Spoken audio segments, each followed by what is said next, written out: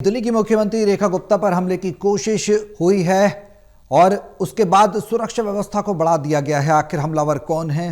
जो अमूमन अब तक जानकारी निकलकर सामने आई है वो 35 वर्षीय के युवक बताया जा रहा है। जिस तरीके से हमारे सहयोगी विशाल सिंह भी लगातार जानकारी दे रहे हैं, लेकिन हैरानी की बात है कि जन सुनवाई के दौरान ये हमला हुआ है, जो कहीं ना कहीं कई सवाल खड़े करता है। और खुद दिल्ली सरकार में मंत्री हैं मनजिंदर सिंह सिरसा ने कहा कि इसमें पूरी तरह से विरोधियों की साजिश हो सकती है। खुद पीडब्ल्यूडी मंत्री प्रवेश वर्मा भी वहां पर पहुंचे, उनसे मुलाकात करने, उनका हालचाल जानने।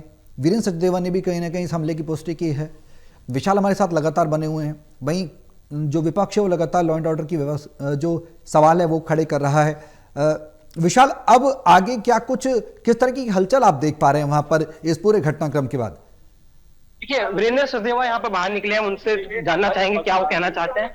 रद्द नहीं हुआ है।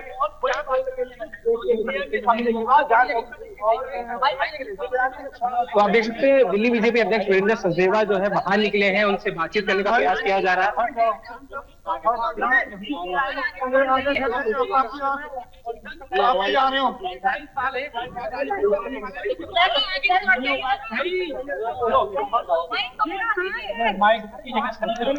बाहर आ जाए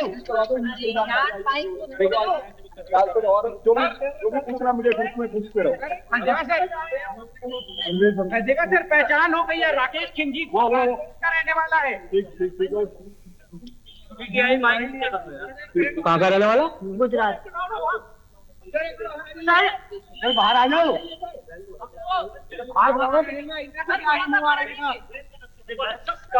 तो ये देखिए, आप देख रहे हैं बिल्कुल लाइव तस्वीरें यहाँ पर।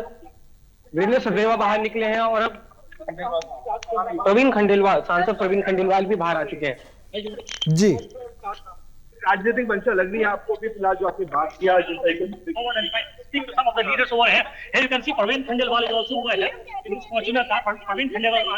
तो सौरभ, आपने देखा यहाँ पर बिल्कुल बीजेपी चौक से प्रवीण खंडेलवाल भी यहाँ पर बाहर आ चुके हैं, वीरेंद्र सचदेवा भी आ चुके हैं। फिलहाल अंदर की बात करें तो मंत्री प्रवेश वर्मा अभी अंदर ही मौजूद हैं, सीएम से वो मुलाकात कर रहे हैं। और यहाँ पर एक बड़ा अपडेट ये भी हम दे रहे हैं, सूत्रों के बारे में जानकारी मिल रही है कि आरोपी की पहचान हो चुकी है। वो शख्स जो है गुजरात का बताया जा रहा है। अब विशाल, बिल्कुल सवाल अब यही है कि जो आगे की जानकारी है वो भी निकल कर और सामने आए, पुख्ता हो पाए, वजह भी पता लग पाए, ये भी उम्मीद की जा रही है कि आखिर क्या वजह थी जो हमला किया गया। और गुजरात का बताया जा रहा है, तो क्या सुनियोजित तरीके से हमला कर नहीं आया था, ये भी एक सवाल है। बिल्कुल, ये अभी जांच का विषय है। हालांकि इतनी ही जानकारी अभी सामने आ पाई है कि वो 35 वर्षीय उसकी उम्र थी और वो गुजरात का रहने वाला था। और आगे क्या उसकी मंशा थी हमले के पीछे, उसका पता लगाया जा रहा है। लेकिन फिलहाल आप देखेंगे तो जिस तरह से वीरेंद्र सचदेवा जो है उनसे बातचीत करने का प्रयास किया जा रहा है। विशाल, मैं रोक रहा हूं आपको यहाँ पर। हमारे साथ बीजेपी सांसद योगेंद्र चंदोलिया जी भी जुड़ गए हैं फोन लाइन पर। उससे पहले वीरेंद्र सचदेवा कुछ कह रहे हैं, पहले वो सुनवाते हैं।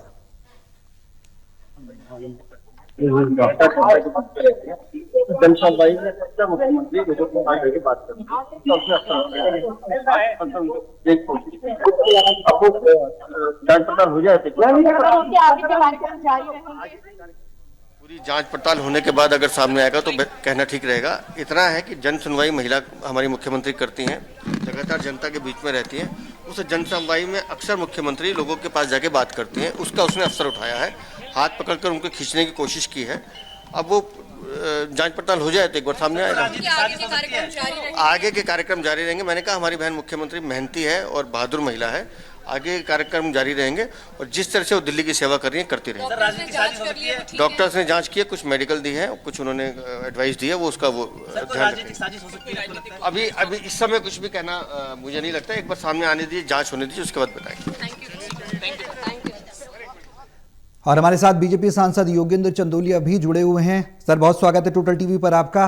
पूरे घटनाक्रम को किस तरह से देखते हैं? राजनीतिक साजिश का भी सवाल उठ रहा है, किस तरह से देखते हैं सर? देखिए, कुल मिलाकर दो बातें हैं जी। रेखा गुप्ता जी लगातार पिछले 4 साढ़े महीने के अंदर जनता के बीच में जाकर काम कर रही है। जन संवाद उनका जो है शालीमार बाग में जहाँ रहती थी वहां भी हजारों लोगों से मिलती थी। अब बुधवार के दिन उनका जन संवाद का सरकारी कोठी के अंदर उनका वहाँ कैंप है, उसमें काम करती है जी। और कोई व्यक्ति आकर अगर बदतमीजी करता है और मुझे मेरा मानना है कि वह या तो मानसिक रूप से ग्रसित है और डिप्रेशन में है, और या किसी पॉलिटिकल पार्टी के चक्कर में आकर उसने इस प्रकार की बात की होगी जी। अभी मेरी रेखा गुप्ता जी से बात नहीं हो पाई है, लेकिन जो जानकारी आ रही है उसमें किसी व्यक्ति ने बदतमीजी की है, तो इसलिए अब पुलिस ने उसको डिटेन किया है। उसके बाद पुलिस उसकी जांच करेगी, और अगर हो सकता है ये व्यक्ति मानसिक रूप से ग्रस्त हो और या किसी पॉलिटिकल पार्टी के द्वारा भेजा गया हो, तो ऐसे व्यक्ति का पॉलीग्राफ टेस्ट होना चाहिए, उसका दूध का दूध और पानी का पानी हो जाएगा। अब बिल्कुल सर, क्या राजनीतिक द्वेष के चलते ये हमला किया गया है, ये कहा जा सकता है? क्योंकि मनजिंदर सिंह सिरसा भी यही कह रहे थे कि राजनीतिक द्वेष विरोधियों को जो काम दिल्ली में बीजेपी सरकार कर रही है 26-27 साल के बाद सत्ता में आने के बाद, वो हजम नहीं हो रहा। उन्होंने कहा कि विरोधी साजिश भी हो सकती है। हालांकि वीरेंद्र सचदेवा कुछ कहते हुए इस पर बचते नजर आए। आपको क्या लगता है सर? देखिए, ऐसा है कि रेखा जी, जनता के बीच में लगातार, जैसे कल का हम देखें, यमुना का पानी थोड़ा बढ़ा तो यमुना बाजार की गलियों में वो निकल पड़ी लोगों की समस्याओं का समाधान करने के लिए, क्योंकि पहले वाले मुख्यमंत्री जो थे लोगों से मिलते नहीं थे। अब उनको लगता है कि हमारा तो ग्राफ खत्म हो गया। और रेखा गुप्ता जी एक मेहनती मुख्यमंत्री है, महिला है, और महिला होकर भी बहुत अच्छा काम कर रही है। तो अभी जांच के बाद ही पता लगेगा, और मुझे ऐसा लगता है कि इस व्यक्ति का पॉलीग्राफ टेस्ट करवाना चाहिए। अगर कोई भी पॉलिटिकल आदमी इसके पीछे होगा, उसका नाम सामने आ जाएगा। योगेंद्र सर, एक सवाल और मैं आपसे लेना चाहूंगा। जो जन सुनवाई को लेकर लगातार सवाल उठ रहे थे, जनता से कनेक्ट होने की बात कही जा रही थी, अब जब मुख्यमंत्री खुद आकर रूबरू हो रही हैं, बातचीत कर रही हैं, लोगों समस्याओं का समाधान लेने की कोशिश कर रही हैं, तो ये तकलीफ कैसे हो सकती है? क्योंकि आम जनसाधारण तो अपनी समस्या का समाधान लेकर पहुंच रहे हैं। कुछ लोग ऐसे भी आए जो ये कह रहे हैं कि हम तो शिकायत लेने आए थे, शिकायत लेकर आए थे, लेकिन हम बीच में व्यवधान पैदा किया जा रहा है। आखिर क्या इसे व्यवधान मानते हैं? नहीं, कोई व्यवधान नहीं है। रेखा जी का, मुख्यमंत्री जी का प्रयास ये रहता है कि जो लोग मेरे पास आते हैं मैं उसकी हर संभव मदद करूं। अब उसमें कोई व्यक्ति ऐसा आ जाए, अब किसी के चेहरे में तो लिखा हुआ नहीं है, लेकिन अब वो तो जांच के बाद ही पता लगेगा। जांच के बाद ही पता। बिल्कुल। एक अंतिम सवाल और लेना चाहूंगा आपसे सर मैं, क्या आगे सुरक्षा सुनिश्चित हो मुख्यमंत्री की, उसके लिए पार्टी क्या कुछ कदम उठाएगी? देखिए, पार्टी क्या कदम उठाएगी? पार्टी के पास कदम उठाने के लिए कुछ भी नहीं है। उनके सुरक्षाकर्मी हैं, लगातार उनके साथ रहते हैं, और ये केवल पार्टी को रोकने के लिए, पार्टी का जो विस्तार सरकार के तहत जो काम चल रहा है और लोगों के बीच के लोकप्रिय मुख्यमंत्री के रूप में साबित हो रही है, इसलिए लोग पचा नहीं पा रहे, ऐसा भी मुझे लगता है। देवेंद्र यादव जो हैं कांग्रेस के प्रदेश अध्यक्ष हैं, वो ये कह रहे हैं लॉ एंड ऑर्डर सवाल खड़े कर रहा है दिल्ली में बीजेपी की सरकार आने के बाद। वो भी कहीं ना कहीं सवाल खड़े कर रहे हैं बीजेपी पर। देखिए, क्या है कि ये तो राजनीतिक लोगों की, विरोधी लोगों की, इनकी 3-3 बार में 0-0 इनका खाता नहीं खुला कांग्रेस पार्टी का। ये अपनी कांग्रेस को मजबूत करने की बात करें, लॉ एंड ऑर्डर की कौन सी लॉ एंड ऑर्डर की बात हो गई? कोई व्यक्ति 5 लोगों के साथ आकर और बदतमीजी करना चाहे तो वो लॉ एंड ऑर्डर, अगर कोई बंदूक लेकर आए तो लॉ एंड ऑर्डर की बात होती है। ये देवेंद्र यादव तो हमेशा जो है ऐसी बातें करते हैं जिसका कोई दिल्ली की जनता से लेना देना नहीं होता। बिल्कुल। चलिए, बहुत शुक्रिया योगेंद्र जी हमारे साथ जुड़ने के लिए। बीजेपी सांसद योगेंद्र चंदोलिया को आप सुन रहे थे। उन्होंने साफ तौर पर यह घटनाक्रम पर कहीं ना कहीं कड़ी कार्रवाई की बात कही है।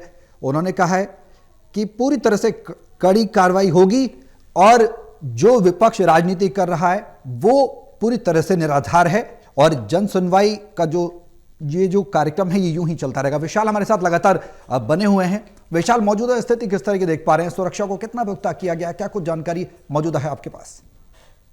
बिल्कुल, मैं सुरक्षा की अगर विजुअल्स आपको दिखाऊं तो आप देख सकते हैं ये मुख्यमंत्री का आवास है, जिसको पूरी तरह से छावनी में तब्दील कर लिया गया है, और यहाँ पर लगातार मंत्रियों के आने का सिलसिला जारी है। अभी हाल ही में यहाँ पर जो है मनजिंदर सिंह सिरसा पहुंचे हैं, और इससे पहले मंत्री प्रवेश वर्मा यहाँ पर पहले ही अंदर मौजूद है, और दिल्ली पुलिस के भी आला अधिकारियों के आने का सिलसिला आप देख सकते हैं लगातार जारी है।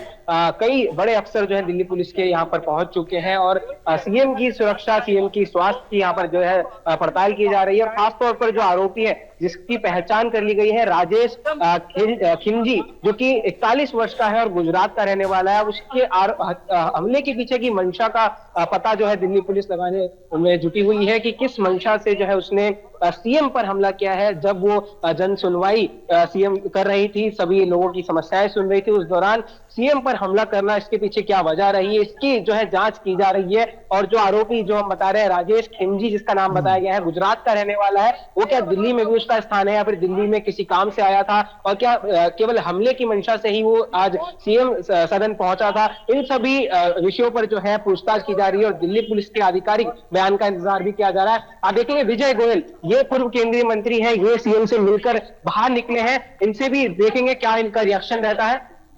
बात करते हैं और समझने की कोशिश करते हैं। अंजना, मोटिव बेहद इंपॉर्टेंट है। अब कुछ पता चला कि उसने ऐसा किया क्यों? होने से नहीं पता यार, क्यों? बोलिए, आप बाहर बुला लो। दिल्ली बीजेपी के प्रदेश अध्यक्ष विजेंद्र गुप्ता जो हैं, उन्होंने भी कहीं ना कहीं प्रतिक्रिया दी है। लगातार लोगों का अब प्रतिक्रिया नेताओं की देनी शुरू हो गई है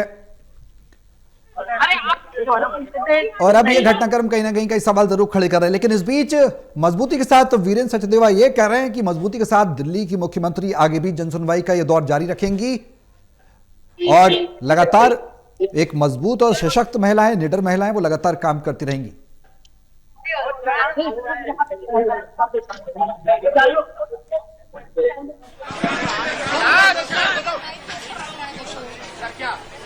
सुबह जन सुनवाई के दौरान मुख्यमंत्री जिस तरह से जनता के बीच में रह के लगातार बात करती हैं, वो बात कर रही थी। ऐसे में एक शख्स उनके पास आता है, कुछ कागज आगे रखता है और अचानक उनका हाथ पकड़कर उनको खींचने की कोशिश करता है। और उस दौरान थोड़ी सी धक्का मुक्की जो होती है, तो कुछ सर उनका शायद हल्का सा लगा है किसी कोने पे, और उसके बाद तत्काल लोगों ने उसको पकड़ लिया है। कौन है वो आदमी, क्या उसकी जानकारी है, पुलिस जांच पड़ताल कर रही है। तो मुझे लगता है कि आपको तब तक रुकना चाहिए जब तक पुलिस जांच पड़ताल ना कर ले, उसके बारे में जानकारी ना मिल जाए, क्योंकि लगातार उसकी एक बार जांच पड़ताल हो जाए। मुख्यमंत्री की हालत अभी स्थिर है, डॉक्टर्स उनको देख चुके हैं, कुछ उनको नहीं, मैंने बताया ना कि सदमा जरूर लगा है, जिससे उनको थोड़ी चिंता हुई है। लेकिन हमने मुख्यमंत्री से मैं मिलकर आया हूँ और उस बहन को, मजबूत महिलाएं हैं, वो जानती हैं कि उनकी कमिटमेंट दिल्ली के लिए है और उन्होंने इस बात को स्वीकार किया है कि मैं अपने रोजमर्रा के कामों से नहीं रुकूंगी। नहीं,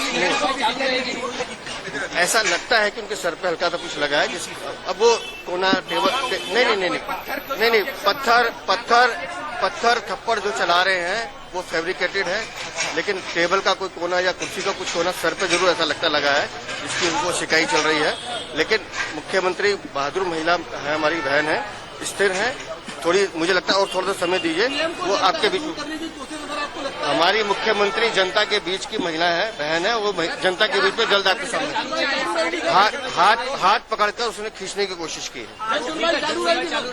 मुझे लगता है पुलिस अपनी जांच कर रही है। पुलिस नहीं, ऐसा मेरे कहने से नहीं होगा ना। पुलिस को जांच करने दीजिए, उसके पूरे पहलू को देखने दीजिए। उसका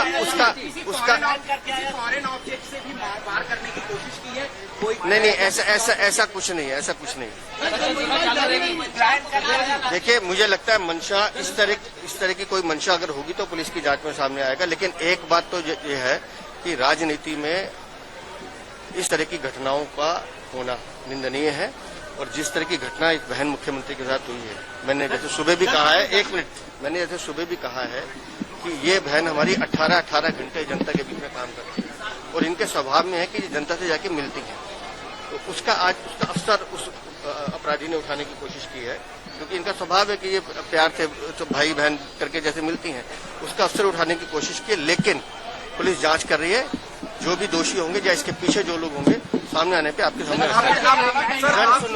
जन सुनवाई चलती रहेगी। मैं कह नहीं सकता प्लान करके आया, लेकिन अचानक एग्रेसिव हुआ तो पता चलेगा। जन सुनवाई चलती रहेगी और बहन हमारी मुख्यमंत्री अभी आराम